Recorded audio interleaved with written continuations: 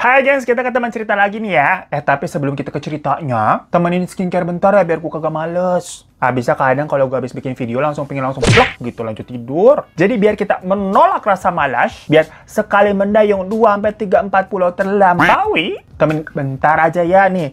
Kita langsung deh make nih Glossy Face Tonernya, langsung disemprot-semprot. Tepok-tepok dikit biar nyerap.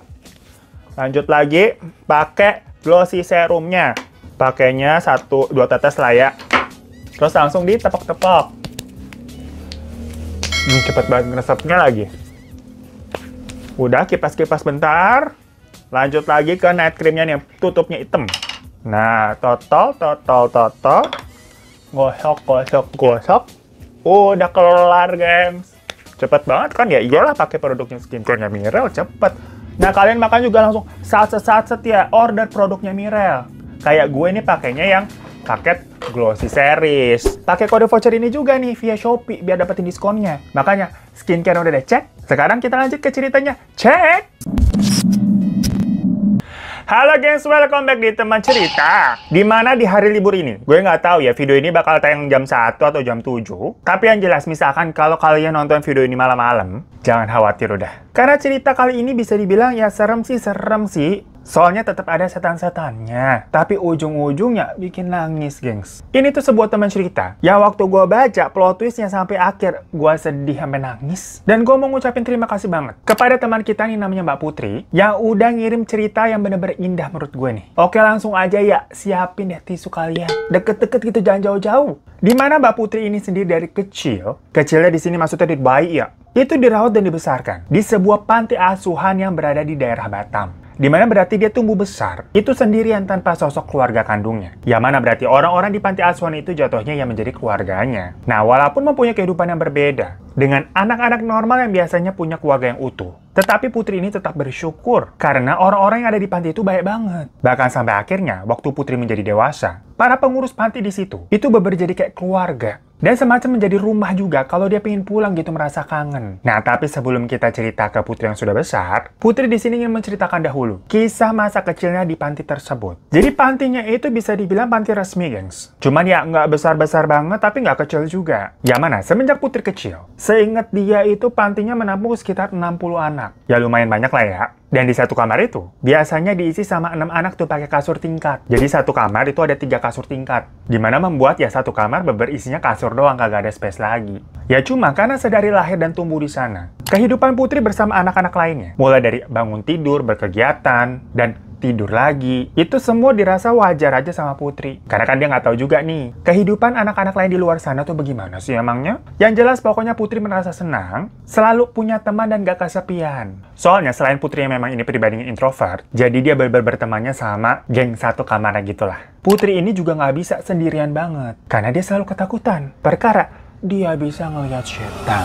Nah, udah malas nih kalau begini-gini kan. Jadi walaupun suasana pantinya itu selalu rame ya, Putri ini suka parno. Karena menurut dia, pantinya itu tuh angker. Ya mungkin karena bangunannya bangunan lama juga sih. Jatuhnya Putri ini tuh suka melihat penampakan. Contohnya aja di bagian dapur. Itu suka ada sosok kayak nenek-nenek yang muncul. Yang sosoknya sebenarnya tidak menakutkan ya. Nenek-nenek udah tua gitu, mukanya pucet, agak bungkuk. Terus senyumnya cukup creepy. Cuma ya karena yang bisa ngeliat si Putri doang, yang lainnya kan gak bisa ngeliat. Ya jadinya Putri tahu itu hantu, ya takutlah dia. Dan selain itu ada macam-macam hantu-hantu lainnya di panti tersebut. Kayak ada kuntilanak juga, bajunya putih gitu terus bernoda-noda darah. Tapi menurut Putri, wajahnya sih sebenarnya cantik ya. Cuma ya udah ngeliat bajunya begitu berdarah-darah, ya kalau sosok itu memperlihatkan wujudnya, Putri langsung lengos, pura-pura nggak mau ngeliat lah. Atau ada juga nih hantu anak kecil gitu kayak tuyul. Usil banget itu hantu, karena suka ngumpetin barang-barang anak panti. Pokoknya caper banget dah. Terutama sama si Putri, karena mungkin hantu itu tahu nih Putri bisa ngeliat dia. Nah, tapi yang paling serem nih,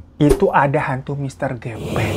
Jadi, waktu zaman-zamannya si Putri masih kecil tuh di panti, rumor-rumor tentang Mr. Gepeng itu juga sampai nyebar di pantinya, gengs. Dan semua itu pencetusnya gara-gara si Putri. Karena suatu hari waktu malam-malam dia ini mau ke toilet. Ya karena suasana udah pada tidur ya, otomatis dia harus pergi sendirian aja. Walaupun firasatnya udah nggak enak nih sebenarnya nih. Ya tapi yang namanya kebelet mau apa lagi? Dan bener aja, toiletnya itu kan ada di belakang nih posisinya. Pas jalan di lorong toilet, Putri dicegat sama sosok hantu yang kayak setengah badannya rusak gitu berdarah-darah, guys, dari kepala sampai bawah kaki. Ya karena kaget dan ketakutan. Putri cuma bisa nangis kejer sampai pipis di celana. Ngocor itu di lantai, belum sempat dia ke kamar mandi. Ya orang-orang panti pada bangun dong denger si Putri nangis. Ditanya kenapa? Dibilang ada hantu Mr. Gepeng. Ngadunya begitu si Putri, makanya dari situ tersebarlah rumor ada Mr. Gepeng di toilet. Nah walaupun teman-temannya sesama panti tahu nih si Putri katanya bisa melihat, tapi mereka tidak menjauhi Putri. Apalagi geng sekamarnya tuh. Mereka malah selalu kompak untuk nemenin Putri biar nggak sendirian. Makanya tadi dibilang, kehidupan masa kecilnya Putri dia lalui dengan rasa syukur, karena walaupun dia nggak punya keluarga nih,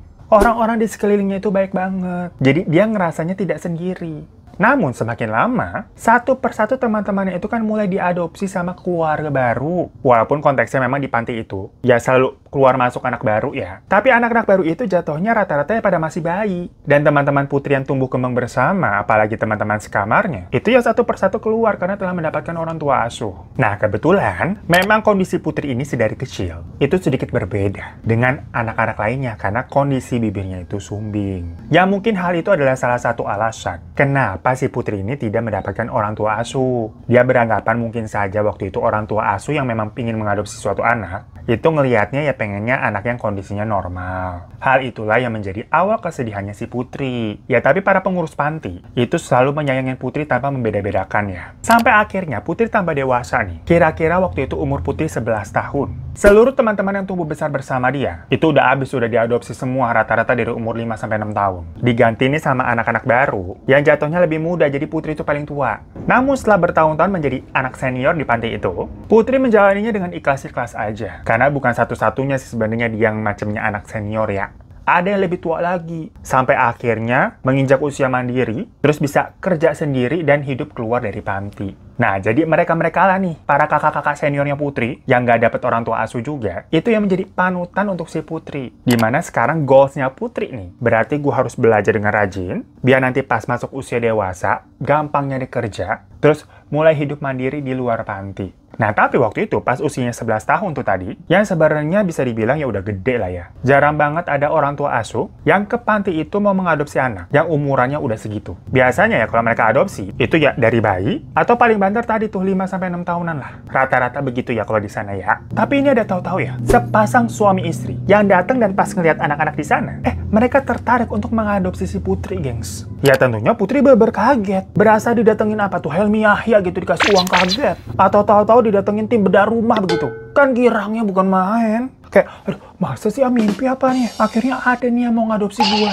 Padahal kan sebelumnya si Putri ini udah gak berharap. Lah, goalsnya ini udah kayak, gua mau kayak kakak-kakak senior aja. Yang akhirnya mandiri, kerja sendiri, hidup sendiri. Lah, tapi kok tahu-tahu nih di tengah harapannya seperti itu, ada orang tua asuh yang datang. Ya cuman untuk proses mengadopsi seorang anak, itu kan gak kayak beli barang. Dateng nih terus suka langsung ambil bawa pulang, kagak bisa begitu. Ini pantinya resmi ya soalnya ya. Jadi butuh proses beberapa minggu, hampir 1 bulan tuh. Untuk yang memastikan riwayat si orang tuanya ini. Terus mereka juga harus bonding dulu sama si anak. Berinteraksi tuh di panti gimana, cocok apa enggak. Ya hal-hal seperti itulah. Nah, di dalam proses tersebut, ada teror-teror yang terjadi, gengs. Dimana tiap kali orang tua asuh itu datang ke panti, mereka ini selalu mengaku diganggu oleh sosok-sosok yang menyeramkan. Jadi pernah dari orang tua asuh itu, sang istri nih, lagi ngobrol berdua sama Putri. Udah kayak lama setengah jaman gitu ngobrol. Pas dia keluar mau nyamperin suaminya, yang ada di ruang pengurus panti, dilihat, loh kok di situ suaminya lagi sama Putri. Dan di situ ini bener-beneran Putri nih. Lah tadi berarti Putri yang ngobrol sama gue tuh siapa? Ada 2 putri, gengs. Nah, pokoknya semenjak itu, si calon orang tua asuh ini mengaku sering diganggunya sampai diikutin ke rumah, yang membuat mereka jadi nggak tenang. Ya masa ini mereka kan awalnya hidupnya normal-normal aja ya. Tahu-tahu di rumah sering diliatin kuntilanak tuh di kamar. Dikira mereka kan awalnya itu setan dari mana. Pas nanya ke orang pintar, dibilang itu katanya setan dari panti, mereka diikutin. Makanya akhirnya ujung-ujungnya, calon orang tua asuh ini membatalkan proses adopsinya Putri, gengs. Ya di situ Putri merasa hancur banget. Hancur sehancur-hancurnya. Bayangin aja nih, dari awal kan dia udah tinggal sama temannya satu persatu. Sampai akhirnya dia menyerah. Tidak berharap lagi untuk diadopsi. Tahu-tahu pas udah berhenti berharap seperti itu, ada orang yang datang mau ngadopsi katanya. Bener-bener semacam kayak mukjizat, tapi ternyata ujung-ujungnya PHP doang. Mana alasannya dibilang katanya si Putri ini bos sial? Dibilang katanya tuh menurut orang pintar banyak setan yang ngincar si Putri dan jadinya gangguin calon orang tua asuhnya. Ya dari situ Putri jadi beranggapan juga. Jangan-jangan selama ini dia nggak diadopsi. Itu bukan hanya karena kondisi fisiknya, tapi emang ada dari hantu-hantu jahat nih di panti yang memberikan aura negatif biar orang-orang nggak mau ngadopsi si Putri. Pokoknya dari situ dia sangat membenci yang namanya setan. Udah bukan takut lagi nih kalau ngeliat nih, tapi lebih kayak kebenci yang gitu. Semua hantu-hantu yang sering dia lihat di panti itu nggak mau dianggap sama sekali. Saking bencinya gitu, gengs. Udah nih, sekitar berbulan-bulan berlalu, tahu-tahu ada polisi datang ke panti, nanyain mengenai calon orang tua asuh yang sempat datang tempo hari, yang nggak jadi ngasuh si Putri. Yang ternyata mereka sedang dalam pencarian polisi karena terlibat dalam sindikat human trafficking. Dan di rumahnya itu ditemukan dokumen-dokumen dari panti yang sebelumnya kan mereka emang niat mau mengadopsi si Putri. Nah waktu itu pantinya sempat dituduh jadi semacam kayak penyalur anak ke orang-orang gitulah di luar negeri. Tapi pada akhirnya untungnya tidak terbukti ya. Cuma sempat heboh deh tuh. Prosesnya juga alot sampai semua petugas tuh diinterogasi. Nah sampai si Putri ini mendengar kalimat yang diucapkan sama polisi, dia bilang begini. Untung aja ya kamu gak jadi dibawa sama mereka, Dek. Kalau kamu dibawa udah dijual kamu ke negara orang kayak yang udah-udah. Di situ si Putri kayak berpikir, oh ternyata aku masih beruntung. Jadi kemarahan-kemarahan yang kemarin itu luntur seketika dengan rasa syukur lagi. Putri baru mikir tuh, berarti secara nggak langsung nih, hantu-hantu yang gangguin mereka kemarin itu nolongin Putri dong jatuhnya. Ya gara-gara orang tua asuh itu ditakutin kan kagak jadi ngadopsi. Di titik itulah, si Putri mulai kayak mencoba untuk berinteraksi dengan makhluk-makhluk yang sering dia lihat tuh di panti. Terutama hantu anak kecil yang memang suka caper banget masuk ke kamarnya Putri buat ngumpetin barang-barang yang sering dia ambil dari anak-anak panti yang lain. Barangnya sih barang-barang remeh-temeh, gengs. Yang kecil-kecil gitu. Nggak pernah yang gimana-gimana juga maksudnya. Kayak iket rambut, jepit rambut, apalah permen lah. Yang gitu-gitulah, bukan toto misalkan duit atau perhiasan, enggak. Emang usil aja tuh hantu, si Putri juga heran. Tapi kan Putri lama-lama capek ya. Karena harus balikin barang-barang itu yang takutnya nanti dia dituduh nyuri. Walaupun sebenarnya nggak ada nyariin juga itu barang-barang. Si Putri ngecapnya ini tuyul dari mana sih? Siapa yang melihara, lagian juga ngapain ngumpetinnya di kamar gua? Bener-bener ente, kadang-kadang ente ya. Nah, akhirnya untuk pertama kalinya Putri menegur sosok tersebut. Kamu jangan usil ya. Kamu ganggu tahu nggak ngambil-ngambil barang orang dan ngumpetinnya di tempat saya. Pergi kamu ah! Dibentak sama Putri itu begitu tuh. Jadi memang selama ini si Putri itu tuh nggak pernah mau negor ya. Karena dia selalu pura-pura nggak ngeliat misalkan kalau ada penampakan. Nah, abis dibentak begitu tuh, hantu itu bener-bener langsung pergi. Dan Putri nggak ngeliat-ngeliat lagi tuh untuk beberapa lama. Nah, tapi kan di kamar, selain hantu anak kecil itu, beberapa kali juga suka muncul tuh yang kuntilanak. Duduk di atas lemari gitu tuh ambil nangis-nangis. Jadi kalau muncul pasti nangis. Ya kan maksudnya ganggu ya. Wujudnya aja serem gitu pakai baju berdarah-darah, nangis pula lu. Nah, akhirnya pas si Kunti itu muncul lagi nih, si Putri bilang, "Tolong dong kamu jangan ganggu saya. Saya di sini juga nggak pernah ganggu siapa-siapa. Kalau kamu mau di sini silahkan, tapi nggak usah menampakkan diri atau nangis-nangis. Suara kamu ganggu saya. Memangnya kamu punya masalah apa sih?" Nah, si Putri maksudnya nih udah mau ngasih kayak lampu hijau. Nanya, emangnya kamu punya masalah apa sih? Tapi emang nadanya galak ya. Emang kamu punya masalah apa sih? Gitu. Karena kan si Putri ini baru pertama kalinya mencoba untuk berinteraksi. Soalnya sebelumnya dia teringat sama si calon orang tua asuhnya tuh. Kan sempat cerita katanya dia diganggu sama sosok kuntilanak tuh yang ngikutin ke kamarnya. Yang kata orang pintar emang sosok kuntilanak itu ngikutnya dari panti. Oh, jangan-jangan si Kunti ini nih. Perkara ngikutin itu orang jadinya mereka ketakutan dan gak jadi ngadopsi gua. Nah, mungkin si Kunti itu tujuannya mau minta tolong kali ke calon orang tua asuhnya gitu, mau minta tolong apa kayak nggak tahu, tapi jatuhnya kan sosoknya serem jadi ketakutan lah orang. Makanya nih hitung-hitung karena secara nggak langsung berarti nih si Kunti nyelamatin Putri tidak jadi dia adopsi sama orang yang ternyata buronan tuh. Ya udah, lu mau gua bantuin apa sekarang, ngomong deh. Tapi ternyata sosok itu nangis doang, kagak ngomong apa-apa terus hilang. Ya udah, kebetulan kalau begitu nggak jadi ngerepotin gua deh, kagak usah ditolongin, kata si Putri begitu kan. Nah, tapi mulai dari situ Putri jadi tahu, asalkan kita nih sebagai manusia berani, ya jangan kalah sama takut sama setan. Tegur aja kalau merasa emang diganggu. Sampai akhirnya Putri dewasa dan lulus SMA nih. Jadi memang maksudnya SMA di sini itu memang di pantinya dididik secara kurikulum yang merangkap jadi sekolah juga bisa dibilang. Pokoknya pas Putri udah 18 tahun, akhirnya kan dia diperbolehkan untuk hidup mandiri nih, udah kelar. Namun ternyata realita di dunia Makanya ini kan hidup sendiri tidak mudah ya. Nyari kerjaan kok susah gitu kata si Putri. Apalagi dengan kondisi fisiknya Putri yang suka dipandang sebelah mata. Tapi Putri udah capek buat putus asa. Dia harus dapat kerja biar bisa mandiri dan nggak ngerepotin panti. Akhirnya dia keterima lah jadi seorang kasir di sebuah supermarket. Tapi karena gajinya masih relatif kecil, waktu itu akhirnya sama pihak panti udah kamu tinggal di sini aja bantu-bantu jadi pengurus juga. Hitung-hitung buat biaya sewa tempat tinggal lah. Kan dia emang harusnya udah keluar dari panti ya udah gede. Ya makanya untungnya menurut Putri ini pengurus pantinya pada baik banget sama dia. Nah di tempat kerjanya itu ada salah satu kasir juga tuh namanya Ira, primadona di sana. Soalnya si Ira ini dibilang cantik lah di antara karyawan-karyawan yang ada di sana. Sampai emang suka digenitin tuh sama manajer supermarketnya. Nah walaupun cantik menurut si Putri, Ira ini baik dan ngomongnya agak nyablak. Orangnya kayak YOLO banget gitu. Pernah nih waktu jam istirahat, si Ira tahu-tahu ngajakin Putri buat makan.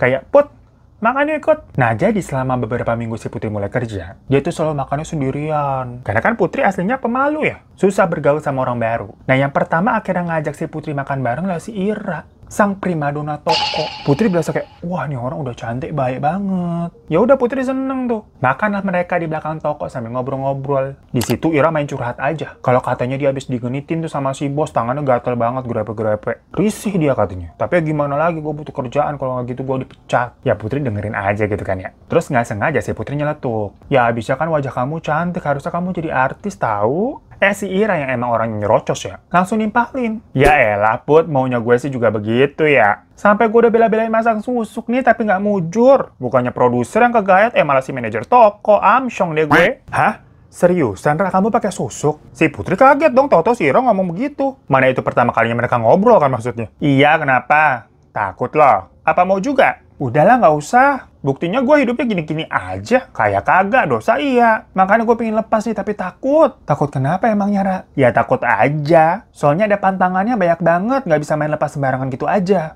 Daripada gue kenapa-napa, ya udah diemin dulu aja deh. Dari situ Putri kayak baru ngeh. Ya pantas aja emang kalau ngeliat si Ira, auranya beda gitu, berasa bercahaya. Setelah itu Ira sama Putri semakin dekat. Dan pernah nih si Putri diajakin nongkrong bareng. Abis mereka pulang kerja, diajak minum-minum gitu. Bareng pacarnya Ira, anak geng motor yang suka balap-balap liar. Jadi mereka nih ngumpul sama teman-teman cowoknya si Ira. Nah pas udah pada mabok nih, itu teman-teman cowoknya Ira kayak mulai bandel. Tangannya mulai deh tuh grepe-grepe si Putri. Putri tapi sayangnya nggak bisa kayak ngelawan ya. Karena dia sendiri juga udah lemes. Hampir kayak nggak sadar diri, itu pertama kalinya dia mabok. Sampai yang dia inget dia kayak cuma dibopong sama orang. Terus kayak nggak tahu nih dibawa kemana. Ditidurin di kasur. Dan bajunya kayak mau dibuka gitu sama salah satu cowok. Tapi kayak kerip-kerip kan pandangannya dia. Tapi tahu-tahu cowok itu teriak kenceng banget.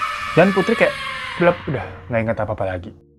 Bangun-bangun nih, tahu-tahu si Putri udah di kamar hotel. Kaget kan dia, tapi ngeliat pakaiannya untungnya masih lengkap. Cuma ya 2 kancing bajunya emang agak kebuka. Tapi pas lihat celana sama pakaian dalamnya juga masih ada, masih utuh. Tapi kan Putri nggak tahu semalam tuh abis kejadian apa. Dia bener nggak inget, dan dia ini bisa sampai ke sini ke hotel siapa yang bawa. Akhirnya keluar tuh dari kamar dan langsung pergi. Jadi memang di kamar itu dia lihat udah nggak ada siapa-siapa ya selain dia. Dan pas pergi Putri juga nggak ke resepsionis buat nanya-nanya atau gimana lah. Karena panik dia langsung cabut pokoknya. Nah karena itu udah pagi, dia harus kerja ya. Dari situ dia langsung tuh ke supermarket. Masih pakai pakaian yang sama. Nggak mandi nggak apa enggak. Untungnya memang seragam toko selalu dia tinggal tuh di loker karyawan. Nah pas sampai di sana dan ketemu sama Ira, si Ira langsung ngomong, "Lu apain tuh si Piko semalam? Sampai ketakutan begitu tuh anak. Kocak banget, katanya muka lu berubah jadi nenek-nenek." Emang kurang ngajar banget si Piko ya kalau lagi mabok. Sambil ketawa-ketawa si Ira ceritanya. Tapi si Putri masih merasa shock dan bingung. Dia kayak negor si Ira. Maksudnya kenapa semalam gak jagain gua? Sampai-sampai bisa-bisanya nih gua dibawa ke hotel sama cowok.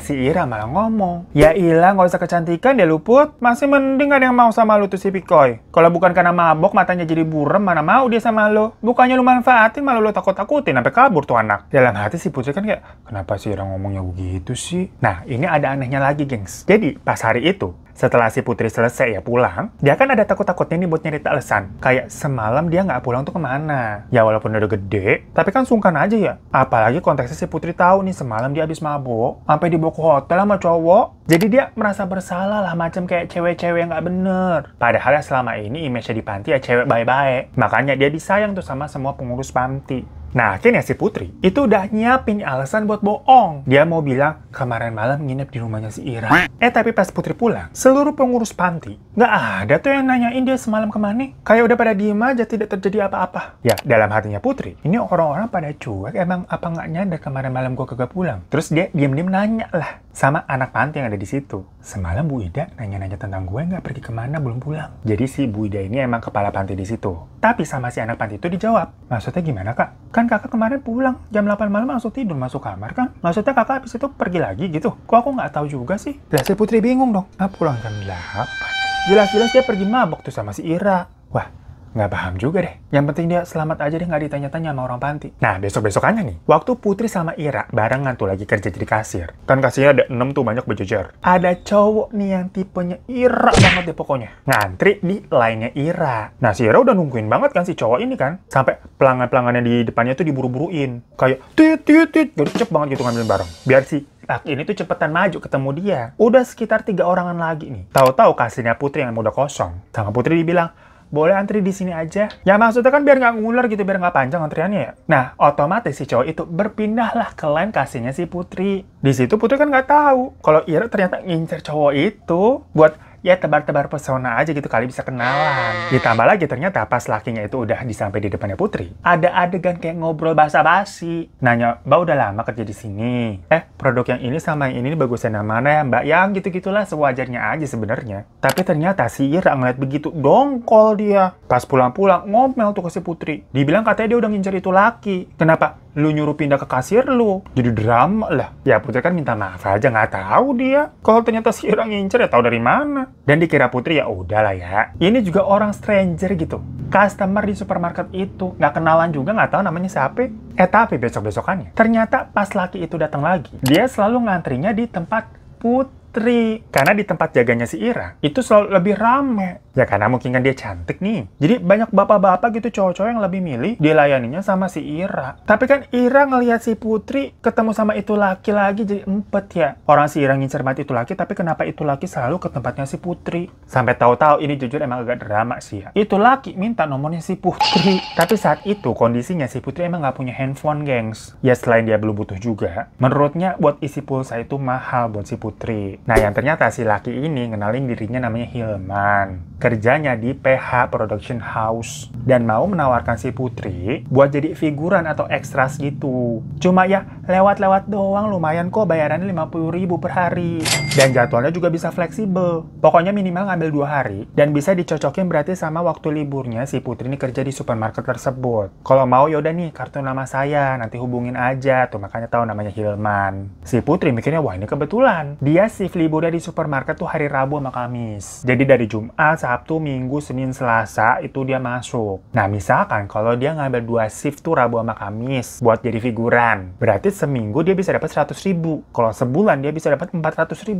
Nah waktu segitu bagi Putri lumayan banget itu uang 400.000. Nah tapi Ira yang denger begitu, wih deh ngamuk-ngamuk langsung gengs. Sampai ngata-ngatain Putri. Lah padahal kan si Putri juga diam aja kagak ngapa-ngapain, tau-tau ditawarin ya. Dan ini konteksnya jadi figuran doang. Yang mungkin yang disorot kakinya doang kali lewat begitu. Bukan tau-tau ditawarin jadi bintang utama yang memang dicita-citakan sama si Ira kan pengen jadi artis tuh. Nggak begitu, ini figuran. Jadi Putri tidak beranggapan kalau si Ira ini mau jadi figuran. Lah orang si Ira kan katanya sampai masang susuk. Kalau cuma mau jadi figuran ngapain lu sampai masang susuk, repot amat. Cuma nggak tahu kenapa si Ira ini tetap aja merasa Putri udah mengambil kesempatannya. Semenjak menyuruh si laki itu tuh si Mas Hilman geser ke kasirnya. Sampai-sampai si Ira nuduh, lu ngilmu di mana lu? Ngaku lu ya. Si Piko aja waktu itu bilang lu bener-bener berubah jadi nenek-nenek waktu di hotel. Itu kodam lu kan? Dasar ya lu sok polos, ternyata sama aja. Nah si Putri dibentak-bentak begitu ya nangis-nangis ya. Untuk pertama kalinya dia dilabrak sama orang. Sampai si Ira waktu lagi marah-marah begitu ya. Mereka kan lagi di tempat ganti karyawan tuh. Itu si Putri sampai didorong. Jadi kayak sampai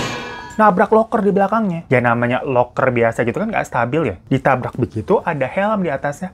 Jatuh gengs. Tapi kan harusnya logikanya jatuhnya tuh langsung ke Putri ya, yang ada di bawahnya gitu. Tapi ini enggak. Jadi helmnya dari atas jatuh tapi kayak loncat ke depan. Yang mana jadinya ngenain mukanya si Ira. Brok! Sampai hidungnya berdarah. Pas Putri ngeliat ke atas loker, ada hantu anak kecil yang biasa ada di kamarnya si Putri tuh lagi nangkring di atas. Lu ngapain tau ada di situ? Tapi di lain sisi si Ira nih teriak-teriak karena kesakitan nih, darahnya pengen ngocor terus dari hidung dan nuduh si Putri yang melakukannya. Sampai-sampai si Putri dapat SP1, gengs. Ya mungkin karena si Ira ini kan kesayangan si bos ya, perkara cantik. Dari situ si Putri jadi tahu kalau emang ada orang-orang yang hatinya jahat aja. Dia juga nggak habis pikir. Besok-besokannya Putri ini lebih memilih untuk menghindari si Ira. Biarin aja deh gue nggak punya temen daripada punya temen tapi modelannya begitu. gitu. Mending gue temenan sama setan kalau begini ceritanya. Nah, makanya buat mengisi kesibukannya juga, Putri akhirnya jabanin tuh job jadi figuran. Yang ternyata pada saat itu lagi ada project film yang diadakan di daerahnya tuh 3 bulan berlangsungnya. Tapi masalahnya buat jadi figuran di project itu harus standby tiap hari. Wah, bimbang dong si Putri. Karena kan tadi tawaran awalnya tuh katanya bisa fleksibel, bisa ambil 2 hari aja gitu minimal. Tapi ternyata yang kayak gitu tuh kalau lagi ada project FTV. Sementara sekarang adanya project buat film tuh, jadi harus standby tiap hari. Ya walaupun sebenarnya kalau standby tiap hari, duit yang didapatinnya bisa lebih gede juga sih. Apalagi kalau buat film ini tuh bayarannya 100.000 per hari, bukan 50.000 kayak FTV. Nah, waktu itu si Putri mikir, kalau dia ngambil job nih berarti sebulan minimal kira-kira lah ya, dia bisa dapat 2 jutaan.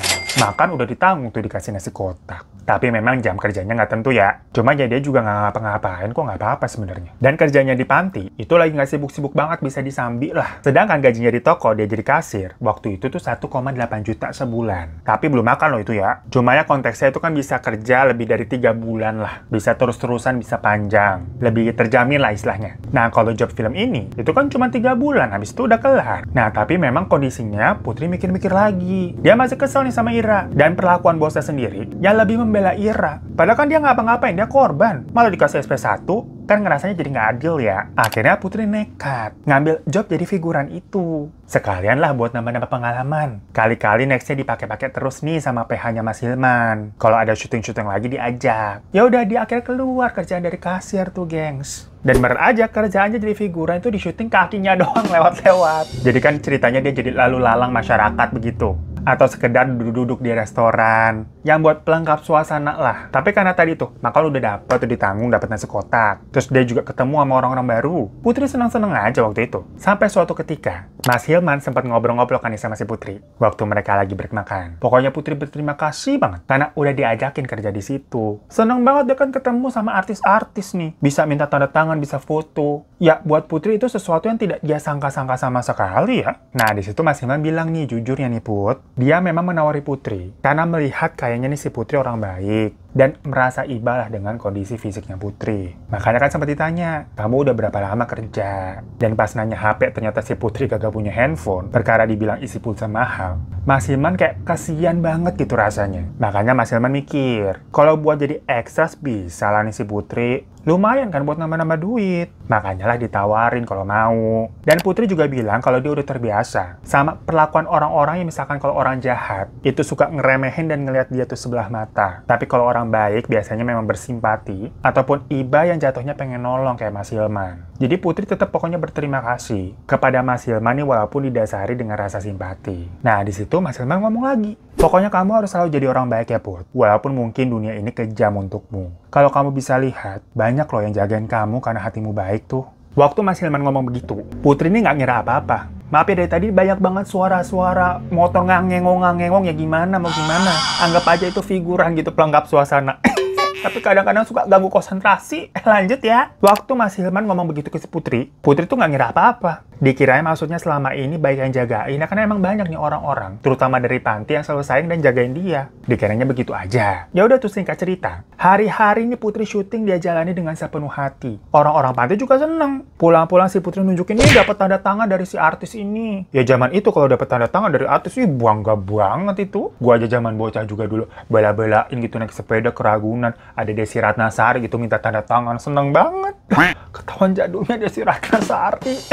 Sampai akhirnya pokoknya si Putri jadian sama salah satu kru di lokasi set. Namanya Wawan. Baik banget nih si Wawan nih, orangnya polos dan bener-bener kayak lempeng aja gitu. Nah awal-awal waktu deket sama Putri, Wawan ini ternyata katanya juga suka diganggu loh sama sosok hantu dengan muka yang kayak berdarah-darah gitu gengs. Dan Putri akhirnya juga cerita nih, kalau memang dari kecil tuh, dia di panti suka ngeliat ada hantu-hantu yang suka datengin dia. Menampakkan dirinya gitu, apalagi kalau misalkan ada orang yang deket sama Putri, digangguin tuh, kayak waktu itu calon orang tua asuhnya. Tapi karena waktu itu si Wawan ini tuh orangnya sholatnya kenceng ya gengs, dan lempeng parah juga dia ya. Jadi dia lawan tuh, waktu ngeliat penampakan-penampakan begitu, dibacain doa aja tuh ayat kursi, sampai hilang udah. Nah abis kelar proyek filmnya nih, udah habis 3 bulan, Putri dilamar dan dinikahin sama si Wawan. Ya udah itu berarti akhirnya si Putri ini bisa keluar dari panti, dengan maksud ya, membuka lembaran baru lagi menjadi pribadi yang mandiri. Nah tapi sampai tahu-tahu nih, sehari sebelum dia ijab kabul. Dia memang tidak mengadakan acara gede-gedean ya. Cuman mau ijab kabul aja di KUA. Malam-malam tuh di panti. Jam 10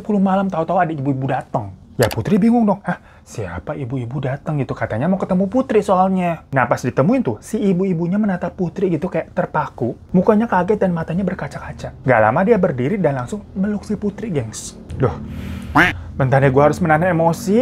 Karena dari tadi ada suara-suara motor yang mengganggu. Jangan sampai nih ya, air mataku mau mengalir, naik lagi begitu. Tapi kita nggak boleh nangis nih sambil ceritanya. Kalian bisa tebak gak itu ibu-ibu siapa coba? Gua kasih 5 detik ya, buat mengira-ngira tentang plot twist cerita ini sambil nungguin nih suara-suara motor yang tadi kagak berhenti-berhenti. 1, 2, 3, apa? Ibunya Putri? Bukan, gengs. 4, 5 ya. Jadi si ibu-ibu itu adalah kakak dari ayahnya Putri. Namanya Tante Iin. Nah, siap-siap ya kalian ya. Si Tante Iin ini tuh cerita, udah bertahun-tahun dia nyariin Putri. Tapi masalahnya memang si Tante Iin ini nggak tahu si Putri dititipin di mana. Karena konteksnya si Tante Iin ini tuh kerja jadi TKW di Taiwan. Dan akhirnya menikah sama orang sana. Jadinya udah lama tinggal di Taiwan. Dari sinilah Tante Iin bercerita mengenai kenapa si Putri bisa sampai di panti tersebut. Jadi ayahnya Putri yang merupakan adik dari Tante Iin itu menikah dong dan punya anak laki-laki namanya Putra. Yang berarti Putra itu adalah kakaknya Putri.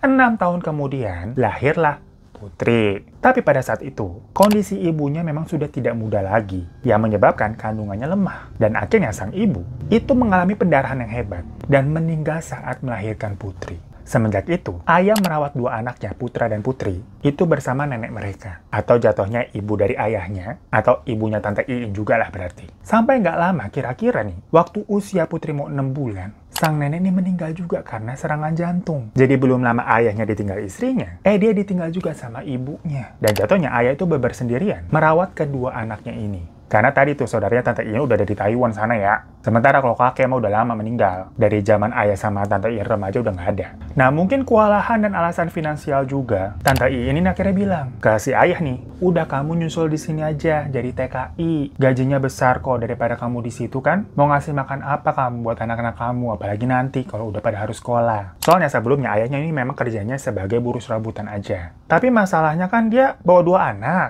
Mana si Putri ini masih bayi, masih 6 bulan. Belum ada setahun, gengs. Kalau dibawa-bawa kerja ke TKI sana, ya bakal repot ngurusinnya gimana. Dan memang ada peraturan juga. Kalau nggak boleh bawa anak kalau mau jadi TKI, takut anaknya nanti terlantar. Nah, Tante Iin ini beserta teman-teman TKI lainnya yang pada udah kerja di sana tuh bilang, ya udah titipin dulu aja anakmu. Nanti kalau kamu udah di sini udah stabil, nabung, punya banyak uang, kamu pulang lagi deh jemput itu anakmu. Makanya sang ayah akhirnya memutuskan untuk menitipkan si Putri di panti tersebut. Dan rencananya juga sekalian mau nitipin Putra, dan pihak panti juga taunya Putra akan dititipkan kok. Cuma mungkin gimana pun juga yang namanya seorang ayah, itu ngerasa berat untuk melepaskan anak-anaknya. Waktu sang ayah tuh mau menyerahkan si Putri, udah sempat digendong lama banget gitu. Dengan berat hati akhirnya diserahkan ke panti, sewaktu si Putri ini masih berumur 6 bulan, gengs. Masih bayi banget. Nah, kalau yang Putra itu mau dibawa jalan-jalan dulu sebelum akhirnya dititipkan. Soalnya kan Putra waktu itu udah 6 tahun. Udah lumayannya udah tahu ayahnya gitu. Takutnya dikiranya nanti beber ditinggalkan gitu. Jadi sang ayah maksudnya mau menciptakan memori-memori indah dulu dengan anaknya Putra ini. Kalau si Putri kan 6 bulan kagak inget apa-apa pasti ya. Tapi waktu mereka lagi mau jalan-jalan, mereka berdua kecelakaan dan meninggal di tempat. Masalahnya, ayahnya waktu itu belum sempat ngasih tahu ke Tante Iin, si Putri ini dititipinnya tuh di mana. Jadi versinya Tante Iin, waktu dia mendengar adiknya dan keponakannya Putra itu kecelakaan dan tewas, pastinya shock banget. Tapi sebelumnya ya adiknya itu si ayah cuman bilang kayak, Putri udah saya titipin ya kak, tapi Putra mau sama saya dulu sampai saya berangkat. Tapi nggak bilang dititipin di mana. Nah dari panti itu ngiranya ayahnya ini ya udah pergi aja, nggak jadi nitipin Putra, cuman ngasih Putri doang. Mereka nggak tahu kalau sebenarnya ayahnya tuh kecelakaan sama si Putra juga. Jadi selama ini memang Putri dibilanginnya ayahnya itu pergi ke Taiwan bareng kakak kamu. Dan selama bertahun-tahun ternyata ayahnya ini kok nggak balik-balik, katanya mau jemput. Ya dikira Putri sampai gede. Ayahnya emang udah hidup di Taiwan aja kali, nggak mau jemput dia lagi. Ataupun perkara misalkan ayahnya kecewa gitu dengan fisik si Putri. Jadinya emang dia nggak dibawa, yang dibawa kakaknya doang, si Putra. Nah tapi setelah sekian tahun, si Tante Iin yang sebenarnya nggak pernah pulang ke Indonesia lagi. Karena ya dia udah kawin sama orang sana,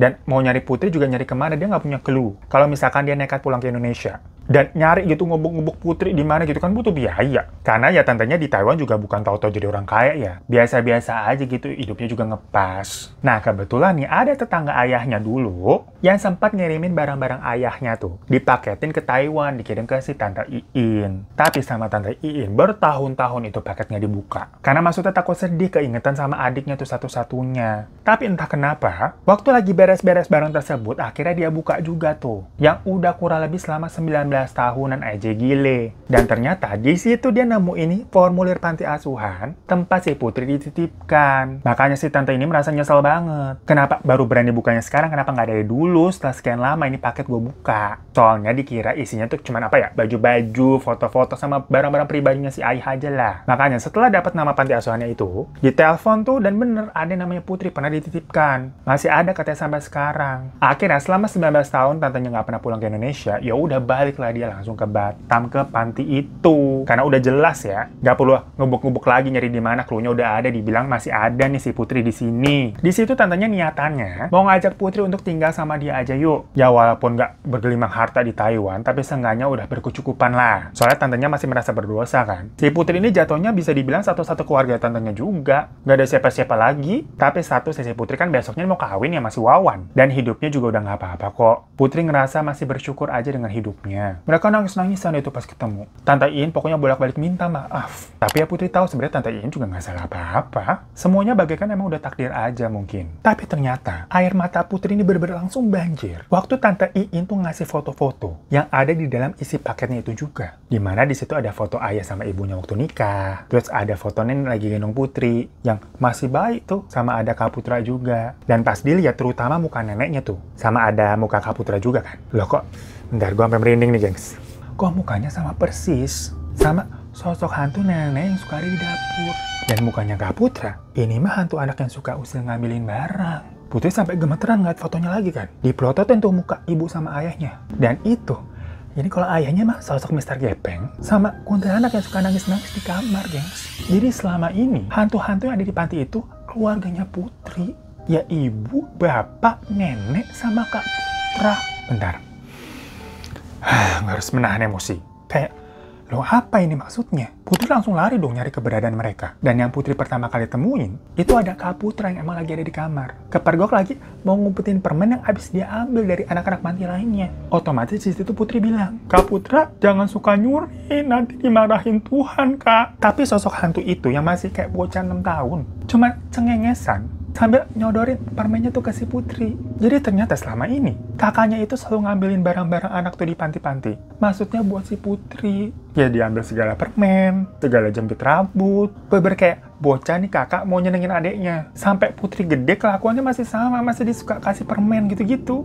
Dan waktu yang ngelempar helm dari atas loker tuh ke mukanya Ika, yaitu Kak Putra juga kan lagi nongkrong di atas tuh. Nah Putri yang masih nangis-nangis kayak gitu. Tahu-tahu denger suara tangisan lain juga, gengs. Pas dilihat, itu sosok ibunya yang kuntilanak. Ya sebenarnya itu bukan kuntilanak sih ya. Cuma perkara pakai terusan putih dan ada darah-darahnya. Ya karena ternyata kan meninggal. Waktu lagi mau melahirkan Putri, pendarahan. Tapi wajahnya tuh ya normal, cuman pucat. Sambil nangis-nangis terus kalau muncul ya makanya seram. Putri sampai nggak bisa ngomong apa-apa. Lagi-lagi dia sesenggukan tuh nangis. Dan cuma sujud-sujud minta maaf. Kayak, maafin Putri bu, Putri nggak tahu ini ibu. Tapi ya lagi-lagi sosok ibunya itu nggak ngomong apa-apa, nangis aja. Tahu-tahu ada yang kayak ngelus punggungnya Putri. Dan pas dilihat, itu neneknya gengs yang biasa ada di dapur. Dia tersenyum. Namun di situ Putri nggak ngeliat nih sosok Mr. Gepeng alias ayahnya. Abis sudah nangis-nangisan tuh lama, Putri keluar nyari ayahnya ke dekat daerah kamar mandi, tapi nggak ada siapa-siapa di sana. Sosok itu nggak muncul. Pas Putri balik lagi ke kamar, ibu, Kak Putra sama nenek juga udah nggak ada. Putri sampai keliling nangis-nangis gitu nyariin mereka. Sampai orang-orang panti ini pada bingung. Ngeliat, ini Putri kenapa gitu lari-larian. Sampai besok harinya, Tante Iin itu kan akhirnya ikut acara ijab kabul Putri sama Wawan ya di KUA Batam. Dan waktu si Wawan lagi ijab kabul, Putri ngeliat tuh ada Mr. Gepeng alias ayahnya yang hadir di antara orang-orang ngeliatin dia. Otomatis di situ Putri langsung nangis. Yang dikira orang-orang si Putri menangis terharu. Dan setelah udah selesai nih, si Putri kan masih terus kepikiran ya. Sama sosok keluarganya yang selama ini dia nggak kenalin, itu kok udah nggak kelihatan lagi. Pada kemana kok tahu udah nggak muncul. Setelah Putri pada udah tahu nih ternyata itu adalah keluarganya dia sendiri yang jagain dia selama ini. Nah pokoknya waktu itu Putri balik tuh ikut syutingan lagi. Ya tetap jadi figuran. Sekalian kan nemenin suaminya Wawan. Di situ ketemu lagi juga sama Mas Hilman. Akhirnya Putri curhat. Maaf waktu itu kayaknya Mas pernah bilang ya, katanya Mas lihat yang jagain aku banyak. Iya Put. Aku kira kamu ngilmu, tapi ternyata ya mungkin karena kamu baik aja kali ya. Jadinya banyak yang suka sama kamu. Jadinya nempel tuh di kamu. Bukan mas, ternyata itu keluarga saya. Saya juga baru tahu belakangan ini. Oh iya, Mas Hilman kaget dong. Dan akhirnya nangis juga tuh denger ceritanya Putri. Yang nggak nyangka juga nggak tahu Mas Hilman ternyata itu keluarganya. Nah tapi yang buat Putri mengganjal, kenapa untuk terakhir kali ini sosok ayahnya nggak benar-benar ketemu dia lagi?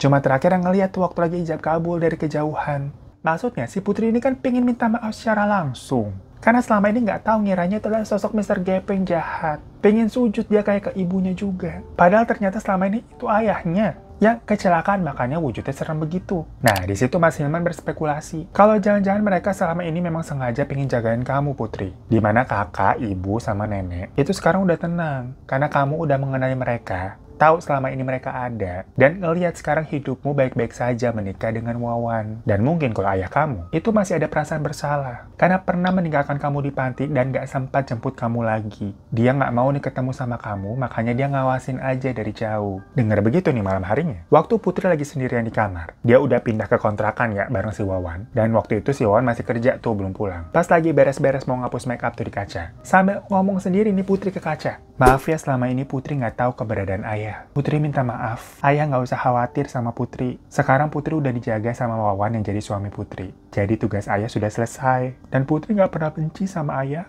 Apalagi pas Putri tahu ceritanya dari Tante Iin. Ayah yang tenang ya. Nah di situ Putri ini ngeliat nih sosok ayahnya. Dari pantulan kaca tuh lagi ada di belakangnya. Walaupun sebenarnya sosoknya serem ya. Tapi karena Putri udah tahu itu siapa, dia nggak takut. Melainkan ia nangis lagi banjir. Ayahnya diem aja gitu berdiri. Si Putri bilang, "Hai ya, kenapa masih di sini sendirian? Ibu, nenek, sama Kak Putra udah pergi duluan ya?" Dan Putri ngelihat ayahnya ngangguk kayak menjawab, "Iya." Ya udah, ayah juga ikut mereka gih.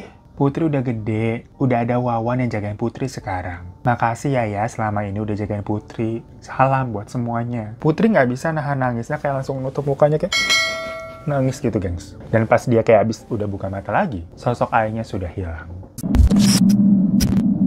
So tadi gengs itu ceritanya Mbak Putri yang selama hidupnya tumbuh di panti asuhan. Dengan segala cerita yang ternyata selama ini dia dijaga sama keluarganya terus, yang dia kira itu adalah setan di panti asuhannya. Sampai dikira panti asuhannya angker. Sampai mungkin akhirnya si Putri ini udah menikah. Dan dirasa memang Wawan sepertinya laki-laki yang walaupun nggak serba ada ya. Tapi hingga saat ini katanya Wawan itu sangat bertanggung jawab sebagai suami kepada Putri dan kedua anaknya. Ya, jadi memang Mbak Putri sekarang udah punya 2 anak nih. Dan pengalaman hidupnya itu benar-benar jadi apa ya, kisah hidupnya nggak bisa bakal dilupakan. Ternyata juga Putri ini bukan kayak Indigo yang bisa ngelihat semua makhluk halus ya. Dia cuma diliatin sama hantu-hantu yang ternyata ya keluarganya itu. Dimana ya ayah, ibu, kakak, sama neneknya semasa hidup itu sempat merawat Putri. Dan semenjak terakhir kali dia berinteraksi dengan ayahnya di kaca itu, ya udah Putri udah nggak bisa ngeliat apa-apa lagi. Tapi katanya anak-anaknya Putri ini, apalagi yang kedua, itu suka main sendiri sama sosok yang nggak tahu siapa. Putri nggak bisa ngeliat. Ya tapi katanya semoga aja itu sosok yang baik ya, bukan sosok jahat yang mau ganggu. Seperti halnya waktu Putri kecil, yang ternyata dia dijaga sama sosok-sosok yang memang ingin melindungi. Thank you banget Mbak Putri untuk ceritanya. Dan buat kalian yang mau kirim-kirim cerita juga, boleh langsung kirim ke email yang ini. Terima kasih buat kalian yang udah nonton. Sampai jumpa lagi pokoknya ya di teman cerita selanjutnya. Assalamualaikum.